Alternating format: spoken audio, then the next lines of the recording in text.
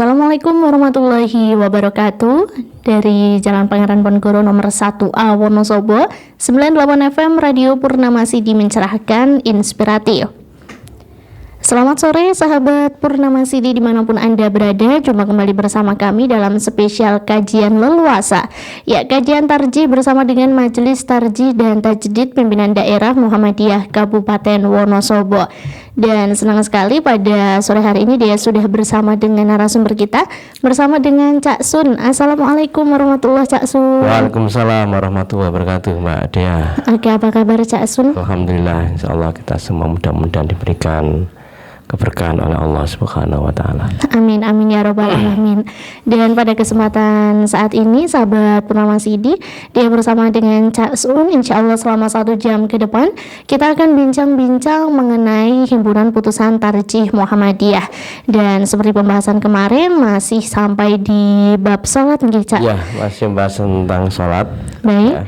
Ya, dan pada kesempatan kali ini insya Allah kita akan bincang-bincang terkait dengan duduk di antara dua sujud. Ya. Baik, dan kemarin sahabat Purnama Sidi sudah mendengarkan via Radio Purnama Sidi atau melalui YouTube MTTV Channel Wonosobo. Sahabat sudah mendengarkan materi sebelumnya yaitu tentang sujud. Ya.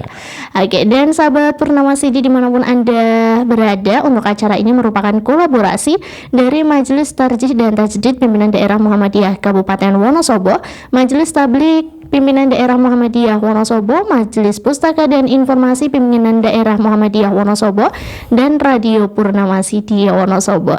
Baik, memasuki acara kita pada sore hari ini, bincang-bincang kita terkait dengan himpunan putusan tarjih Muhammadiyah dengan bab duduk di antara dua sujud. Langsung saja bisa kita mulai ya Cak ya. Oke, silakan bagi Cak Sun mungkin bisa menyapa kembali pendengar Radio Purnama Sidi. Bismillahirrahmanirrahim. Assalamualaikum warahmatullahi wabarakatuh. Waalaikumsalam warahmatullahi wabarakatuh. Alhamdulillahirabbil alamin. Alhamdulillahilladzi bi ni'matihi tatimmus shalihat. Asyhadu an la ilaha illallah wa asyhadu anna Muhammadar Rasulullah. Allahumma shalli wa sallim wa barik ala nabiyyina Muhammadin wa ala alihi wa ashabi ajma'in, amma ba'd. Sahabat Radio Purnama Sidi, anggota Muhammadiyah, simpatisan, dan seluruh warga masyarakat Wonosobo yang dirahmati Allah Subhanahu wa taala. Kita berjumpa kembali, bertemu kembali dalam kajian himpunan putusan tarjih Muhammadiyah.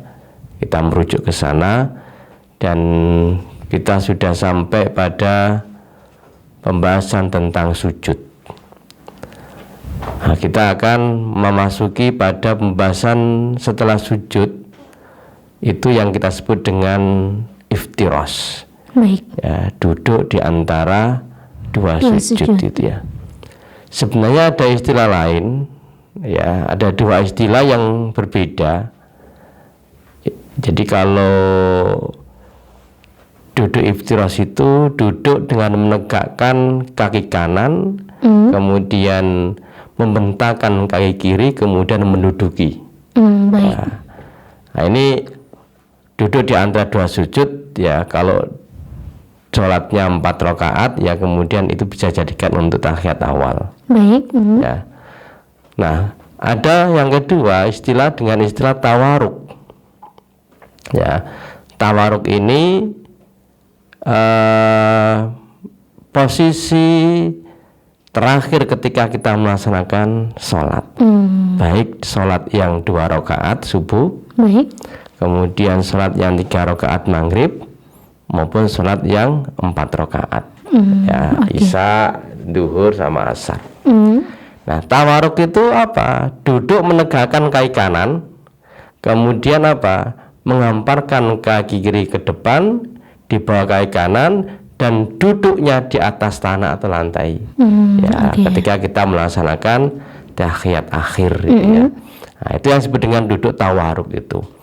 Nah, kembali lagi, jadi setelah kita melaksanakan sujud, ya, habis melaksanakan rakaat, i'tidal, kemudian kita sujud, lalu kemudian kita duduk di antara dua sujud itu. Ya, jadi sembari mengucapkan Allahu Akbar tanpa mengangkat dua tangan, ya. Baik. Kemudian apa? Kita membaca Allahumma gfirli warhamni wajburni wahdini warzuqni. Ya, ini yang kita baca. Ya, ini berdasarkan hadis dari Ibnu Abbas bahwa Rasulullah SAW ketika di antara dua sujud itu, ya, membaca di antara dua sujud, maka Rasulullah membaca Allahumma gfirli warhamni wajburni wahdini warzuqni. Ya. Tapi juga ada riwayat yang lain. Ya, Allahumma gfirli warhamni wa'afini wahdini warzuqni. Ya, ini bisa dipilih. Ya, bacaan di antara dua sujud atau yang kita sebut dengan iftirash itu. Nah, berkaitan dengan duduk ini, ya, tata cara duduk di antara dua sujud ini, kita mungkin ini tidak umum gitu ya, tidak umum di masyarakat, apa yang disebut dengan duduk iqa. Ya, jadi duduk iqa itu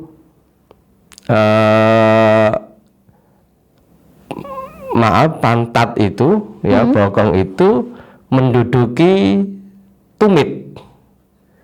Ya, jadi posisinya itu gimana saya menjelaskan? Ya, jadi kedua kaki itu, ya, yang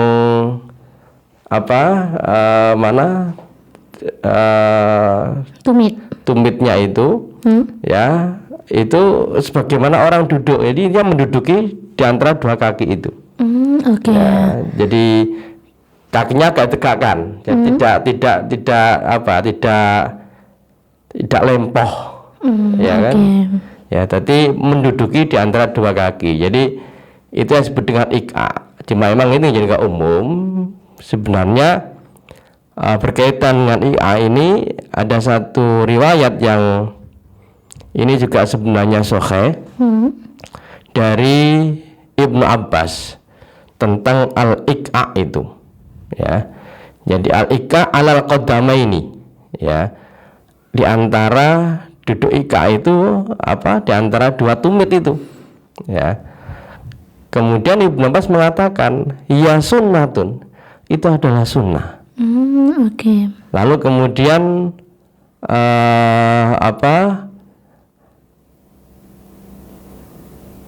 Abi Zubair, ya, atau Tawus itu berkata, kami memandang bahwa perbuatan itu tidak elok terhadap kaki, ya. Innalanarahu jaffatan birrijli. Lalu Ibnu Abbas mengatakan bal hiya sunnatun nabiyyika sallallahu alaihi wasallam, rawahu Muslim. Itu adalah sunnah Nabi Muhammad Rasulullah sallallahu alaihi wasallam. Nah, ini berkaitan dengan tata cara duduk, ya, iqa namanya itu. Nah, duduk yang biasa kita lakukan, ya, sebagaimana tadi itu riwayat dari Aisyah radhiyallahu anha anna Nabi sallallahu alaihi wasallam qala kana yafrisu rijlahu. Nabi itu membelajarkan, ya, kaki yang kirinya, wayan sibul yumna, kemudian menegakkan kaki yang kanannya. Itu duduk iftirash, ya. Jadi kaki kanan digagakkan, ya, jari kaki ditekuk, ujungnya mengarah ke kiblat, ya. Sementara yang kaki kirinya dijulurkan telapak kiri itu ke kaki kanannya, ya. Jadi pantat atau bokong itu yang, ya, duduk di kaki kiri, itu yang disebut dengan iftirash itu, ya. Jadi ini berkaitan dengan tata cara duduk, ya, tentang iftirash itu. Kemudian hal yang lain berkaitan dengan iftirash itu, setelah selesai kita duduk di antara dua sujud itu, kemudian kan kita harus sujud kembali, ya, harus sujud kembali, bacaannya sama, bacaan sujud itu, ya, subhana rabbiyal a'la bisa, subhanakallahumma rabbana bihamdika allahumma fili bisa, ya, subuhun kudusun rabbuna wa malaikati wa ruh misal gitu, itu juga bisa, itu sujud. Nah, setelah itu kemudian bangkit, gitu ya. Ketika mau bangkit untuk rakaat yang kedua, maka mengucapkan Allahu Akbar, tidak langsung berdiri, Mbak Dia. Ya, tidak langsung berdiri, tetapi ia duduk sebentar. Baik. Ya, jadi duduk sebentar, tidak kemudian habis dari sujud gitu ya, langsung Allahu Akbar kemudian langsung berdiri, tidak. Tetapi apa? Tetapi ia harus duduk sebentar. Ya, Allahu Akbar duduk sebentar, baru kemudian berdiri sembari menekankan ini telapak tangan ini untuk bangkit. Nah, ini berkaitan dengan tata cara untuk rakaat yang kedua. Nah, ini berdasarkan satu riwayat dari Abi Kilabah. Qala akhbarana Malik bin Khuwairis al-Laisi anna an-nabiy sallallahu alaihi wasallam yusalli fa idza kana fi witrin min salati lam yanhat hatta yastawiya qaidan. Dari Abi Kilabah ia berkata, Malik bin al-Khuwairisi al-Laisi, bahwa ia melihat Nabi SAW sholat. Maka apabila beliau berada pada rakaat ganjil, rakaat 1 gitu ya, atau rakaat 3 untuk sholat yang 3 rakaat atau 4 rakaat, dari sholatnya beliau sebelum berdiri terlebih dahulu duduk dengan lurus. Jadi habis sujud tidak langsung kemudian dia bangkit untuk berdiri, tidak, tapi berdiri duduk sebentar, baru kemudian dia bangkit sembari ketika bangkit menekankan telapak tangan pada tempat sujud. Nah, ini berkaitan dengan tata cara, ya, kaifiyah bagaimana kemudian kita bangkit dari sujud itu untuk rakaat yang kedua. Ya, lalu kemudian apa? Setelah di rakaat yang kedua itu sama, ya, dengan bacaan-bacaan di rakaat yang pertama, kecuali apa? Kecuali tidak membaca iftitah. Baik. Gitu ya. Jadi tidak membaca iftitah. Jadi setelah habis rakaat yang kedua, kemudian langsung membaca ta'awud, ya kan? Kemudian membaca bismillah dan Fatihah itu, kemudian membaca surat. Nah, ini berkaitan dengan berdiri untuk rakaat yang kedua. Dasarnya apa? Diriwayatkan dari Abi Hurairah radhiyallahu anhu qala, kana Rasulullah sallallahu alaihi wasallam idza nahadha min ar-raq'ati tsaniyah istaftahal qira'ata bilhamdillahi rabbil alamin wa lam yaskut. Jadi dari Abu Hurairah ia berkata, Rasulullah SAW itu apabila berdiri dari rakaat kedua, ya, beliau memulai bacaan dengan alhamdulillahi rabbil alamin, dan beliau tidak diam, ya, tetap membaca. Jadi yang tidak dibaca itu hanya iftitahnya. Karena iftitah itu kan di rakaat yang pertama itu kan, ya, tidak di rakaat yang kedua. Riwayat yang lain dari Abi Qatadah, anan Nabiy sallallahu alaihi wasallam kana yaqra'u fid dhuhri fil ulayaini. Nabi itu membaca ketika sholat duhur itu membaca di 2 rakaat yang pertama itu bi umul kitab dan 2 surat. Ya, jadi tidak membaca iftitah. Ya, kalau membaca ta'awud itu satu perintah. Idza qara'tal Qur'ana fasta'id billahi minas syaitonir rajim. Seperti yang sudah kita bahas ketika membahas tentang awal-awal di kajian kita tentang kaifiyah salat ini. Ya, di rakaat yang kedua, ya, yang terakhir juga sama, hanya membaca umul kitab. Nah, ini berkaitan dengan rakaat kedua, ya, setelah itu sama doa-doanya, kemudian melaksanakan ruku, i'tidal, kemudian sujud. Nah, ketika kita melaksanakan sholat 2 rakaat, ya, maka misalnya setelah subuh gitu kan, maka di terakhir rakaat yang kedua itu, ya, kita melaksanakan duduknya bukan duduk iftiras lagi, tetapi duduk tawaruk. Ya, Duduk tawaruk itu tadi kaki kanan ditegakkan, kaki kiri dijulurkan ke arah kaki kanan dan kita duduk di tempat duduk kita. Oke. Nah, itu memang agak repot nih wong lemu. Betul nih Cak. Jadi duduk tawaruk itu menjadi apa? Menyiksa sendiri bagi yang gemuk. Karena kalau dia harus duduk di tempat ininya, tempat duduknya itu sholat itu ya, maka iso ngelempang, Mbak. Oke. Karena kelempang itu ya. Ya sebisanya semampunya, semampunya untuk bisa berkaitan dengan duduk tawaruk itu.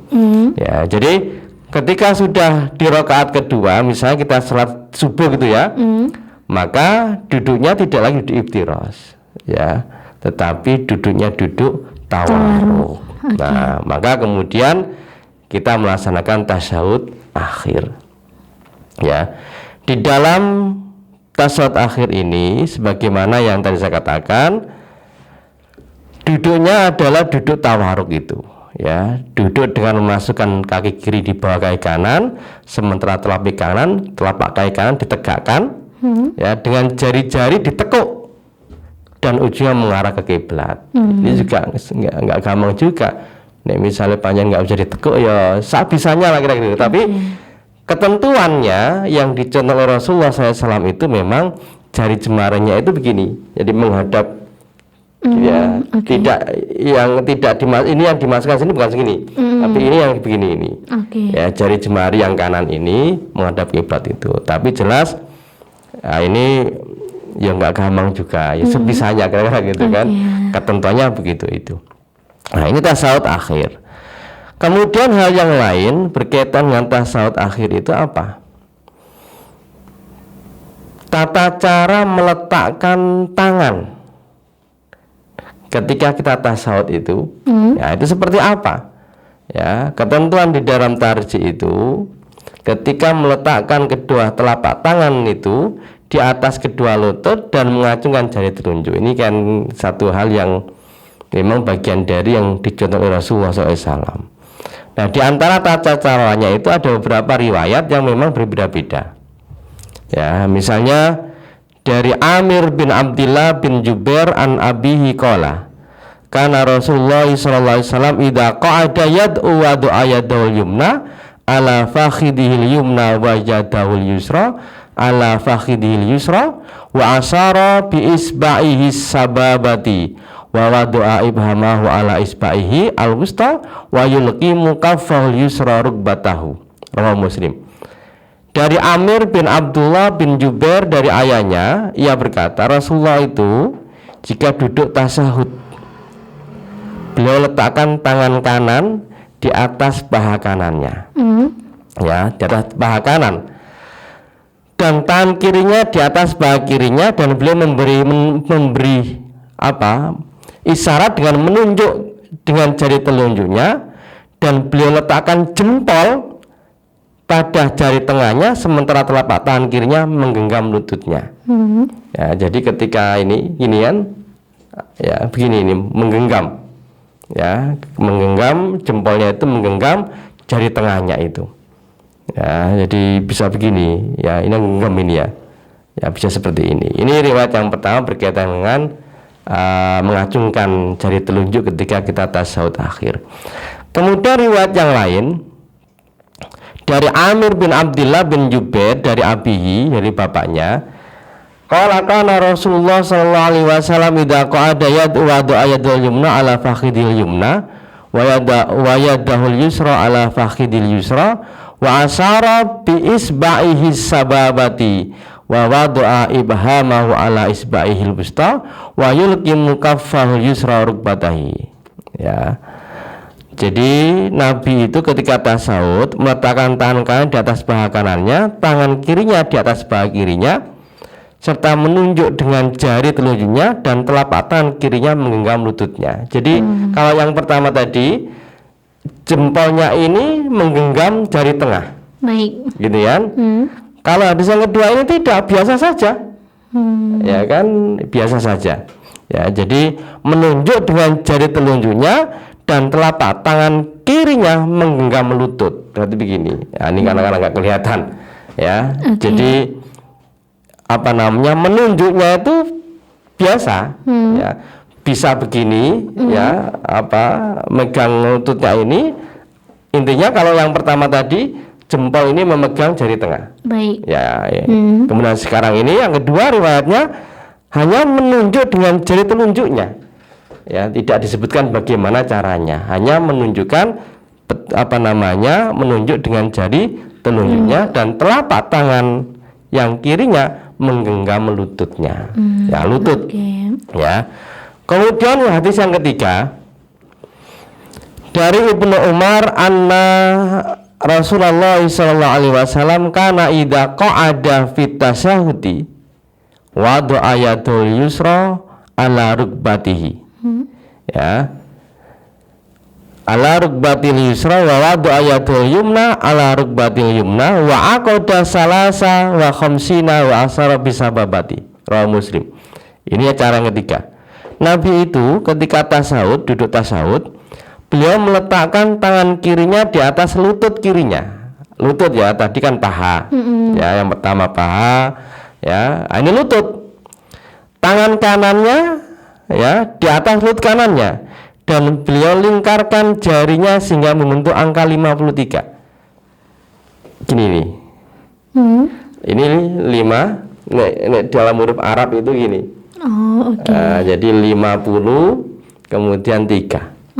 Jadi Nabi itu membentuk angka 53. Jadi beliau melingkarkan jarinya, ya, jarinya ini, kemudian membentuk angka 53. Ini kalau huruf Arab kan 50 kan bunter begini. Iya, betul. Nah, 3 itu begini ini. Nah, ini 3. Nah, ini berkaitan dengan tata cara bagaimana kita melakukan tasyahud, ya, atau tahiyat akhir itu. Kemudian seringkali kita dapati dia ada orang yang ketika tasyahud menunjuk telunjuknya itu dengan menggerak-gerakkan. Ya, bagaimana cara Rasulullah SAW? Apakah pada waktu tasyahud itu digerak-gerakkan atau biasa saja misalnya? Nah, Pusan Tarji itu menganggap bahwa ketika seorang tasyahud itu dia tidak menggerak-gerakkan ke kanan atau ke kiri atau ke bawah ke atas, tidak. Baik. Ya, hanya menggerakkan telunjuk saja. Ya kan? Hanya menunjuk saja itu. Nah, ini dasarnya apa? Berdasar satu hadis dari Amir bin Abdullah bin Jubair, dari Abdullah bin Jubair, anan Nabiya sallallahu alaihi wasallam kana yusiru bi usbu'ihi. Nabi itu menunjuk dengan telunjuknya, jari telunjuknya itu idza da'a, ketika berdoa, ya, bertasyahud itu, wala yukharrikuha, dan Nabi tidak menggerak-gerakkannya. Ya, riwayat yang lain juga sama, kana yusiru bi usbu'ihi idza da'a wala yukharrikuha. Rawahu Abu Dawud. Jadi beberapa riwayat yang dijadikan satu dasar itu menunjukkan bahwa Nabi tidak menggerak-gerakkan jari telunjuknya ke kanan ke kiri atau ke bawah ke atas. Baik. Tapi memang ada satu riwayat yang menyebutkan bahwa Rasulullah SAW itu menggerak-gerakkan jarinya sembari berdoa tadi, membaca doa at-tahiyat itu, ya, membaca doa tasyahud itu. Jadi gerak-gerakan, ya, bisa ke kanan, bisa ke kiri, bisa ke atas, bisa ke bawah. Nah, bagaimana pandangan Muhammadiyah tentang hadis tadi itu? Ya, ada hadis sumarofa asbu'ahu, kemudian Nabi mengangkat jari-jarinya, fara'aitu, dan saya melihatnya, yukharrikuha yad'ubiyah, Nabi menggerak-gerakkan jari-jarinya itu, bisa ke kanan, bisa ke kiri, bisa ke atas, bisa ke bawah. Ada riwayat tentang hal itu. Tetapi dalam pandangan Muhammadiyah, hadis ini yang diriwayatkan oleh Ahmad, Nasa'i, Abu Dawud, Ibnu Hibban itu tentang menggerakkan jari ketika tasyahud itu, Muhammadiyah berpendapat bahwa hadis itu mengandung anomali, ya, penyimpangan yang dilakukan oleh Zaidah. Jadi ada seorang rawi hadasana yang meriwayatkan itu, ada yang bernama zaidah. Nah, ini yang kemudian dianggap oleh majelis tarjih ya bahwa hadis ini hadis sudus ya, kayak penyimpangan itu. Ya, karena ada satu riwayat, ada satu perawi yang dianggap melakukan penyimpangan itu. Oleh karena itu, dalam pandangan tarikh juga mengutip pendapat Al-Baihaqi sebagai salah satu mukharij. Jadi Baihaqi itu seorang takhrijul hadis menyatakan kemungkinan maksud dari kata menggerakkan telunjuk tadi itu bukan menggerakkan ke kanan ke kiri atau ke atas ke bawah, tetapi ketika orang tasyahud Nabi mengisyaratkan untuk apa?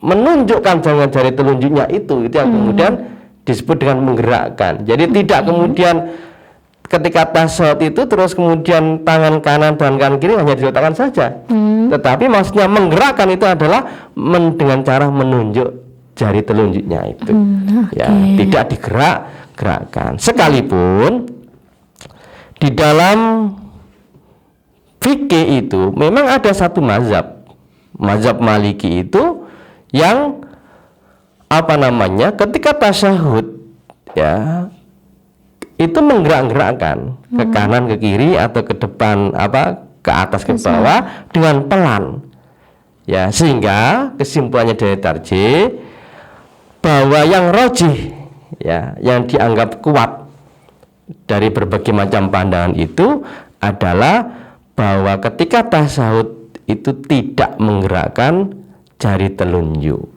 Ya, ini pandangan tarjih berkaitan dengan itu, bahwa kemudian di masyarakat kalau kita mendapati itu ya mungkin dia bagian dari yang memahami pandangan atau mazhab Maliki tadi itu atau tadi itu. Jadi ini berkaitan dengan pandangan tentang tasyahud. Apa bacaannya? Ada varian ya, ada tanawu dalam bacaan tasyahud itu bisa menggunakan at-tahiyatu lillah wassalatu wathayyibat.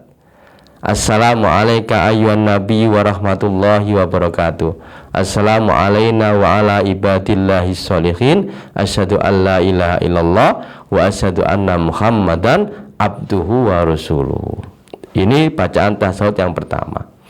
Yang kedua bisa at-tahiyatul mubarakatus sholawatut wathayibatu lillah. Assalamu alayka ayyuhan nabi wa rahmatullahi wa barakatuh. Assalamu alayna wa ala ibadillahi sholihin.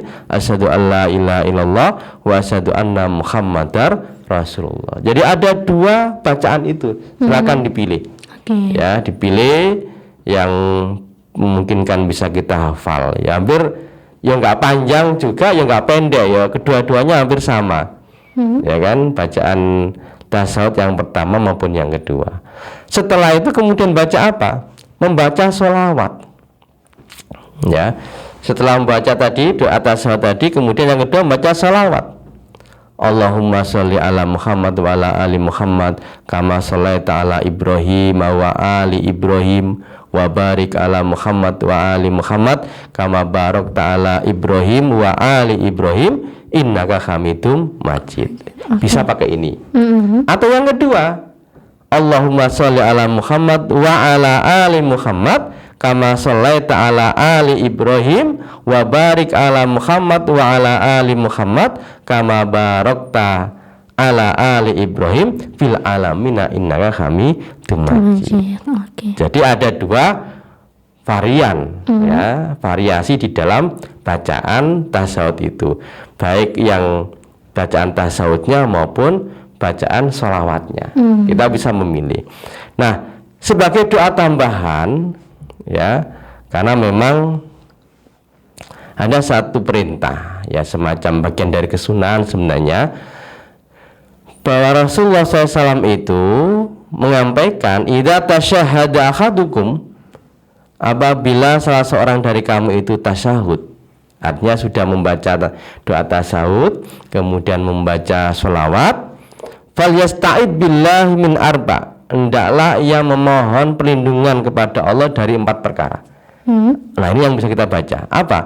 Allahumma inni a'udzubika min adzabi jahannam wa min adzabil qabri wa min fitnatil mahya wal mamati wa min syarri fitnatil masyihid dajjal. Rawahu Muslim. Ini yang bisa kita baca ketika kita habis membaca sholawat itu. Ya, ini doa yang dibaca Rasulullah. Ya, artinya ya kalau kita mau netepi doa ini ya berarti kita ngikuti sunnahnya. Di luar itu wa'alam bisawab. Ya, tidak ada contohkan. Atau doa yang lain apa misalnya? Dicontohkan dalam tarji itu bisa memilih menggunakan Allahumma a'inni ala dzikrika wa syukrika wa husni ibadatik. Ya, jadi Allahumma a'inni ala dzikrika wa syukrika wa husni ibadatik. Atau doa yang lain, Allahumma inni dzalamtu nafsi dzulman katsiran wa la yaghfiru dzunuba illa anta faghfirli maghfiratan min indika warhamni innaka antal ghafurur rahim. Ya, jadi kita bisa memilih di antara doa-doa tadi itu. Ini yang disebutkan di dalam putusan tarji itu, kita bisa memilih. Artinya ini yang dicontohkan oleh Rasulullah SAW. Ya, maka ketika kita netepi ini ya berarti kita mengikuti sebagaimana Rasulullah melaksanakan sholat, termasuk di dalam bacaannya. Nah, saya kira ini Mbak Dia berkaitan dengan dua hal, tentang iftiras dan kemudian tasyahud. Ya, Insyaallah. gitu ya. Ya, jadi mudah-mudahan dua ini masih ada tersisa sebenarnya. Nah, kita bahas pada pertemuan yang akan datang. Baik. Dan Cak Sun, mungkin satu pertanyaan terakhir dari Dea ya Cak ya. Tadi disampaikan bahwa ketika kita tahiyat gitu Cak, kemudian kita mengacungkan jari telunjuk gitu ya. Sedangkan kalau yang biasa dia jumpai gitu ya Cak ya, ada yang memulainya tuh dari mulai kita tahiyat Cak. Ada juga yang di tengah-tengah, mungkin di bacaan tertentu gitu Cak. Nah, itu untuk bagaimana pandangan tarjih terkait ini Cak Sun? Ya, jadi ketika kita menggerakkan jari telunjuk kita itu, artinya menunjuk dengan telunjuk itu pada saat kita membaca at-tahiyatulillah di awal. Baik. Walaupun juga ada pandangan ketika